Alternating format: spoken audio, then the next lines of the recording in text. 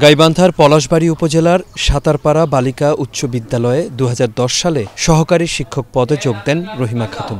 অভিযোগ রয়েছে, রহিমা খাতুনের শিক্ষক নিবন্ধন ও বিএড সনদ দুটিই জাল। টাকার বিনিময়ে উপজেলা শিক্ষা অফিসার ও ম্যানেজিং কমিটিকে ম্যানেজ করে জাল সনদ প্রমাণের পরও বেতন ভাতা উত্তোলন করার অভিযোগ রয়েছে এই শিক্ষিকার বিরুদ্ধে।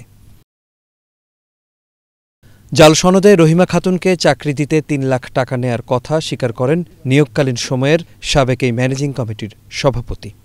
যখন 13 সালে আমার বেতনটা আসলো তখন আমি যাব, তখন আমার কমিটি আমার একটা রেজুলেশন করে দিয়েছিল, বলে রেজুলেশনে 3 বছরের মধ্যে যদি আপনি করতে পারেন তাহলে একটা ফাইন হবে। টাকা দিয়ে জাল সনদটা কি জানতেন না? যারা আপনাদের তো শিক্ষা অফিস থেকে চিঠি আসছেই যে এটা সনদপত্র জাল সনদ, কে অফিসারের চিঠি পাঠিয়ে দিয়েছে আদাউল ইসলাম।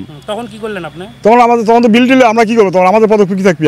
জাল সনদে চাকরি করা নিয়ে এশিয়ান টেলিভিশনে প্রতিবেদন প্রচারের পর জেলা শিক্ষা অফিস উপজেলা মাধ্যমিক শিক্ষা অফিসার নকিবুল ইসলামকে তদন্ত করে ব্যবস্থা নিতে নির্দেশ দেওয়া হয়, কিন্তু দীর্ঘ 5 মাস পেরিয়ে গেলেও কোনো ব্যবস্থা নেননি তিনি।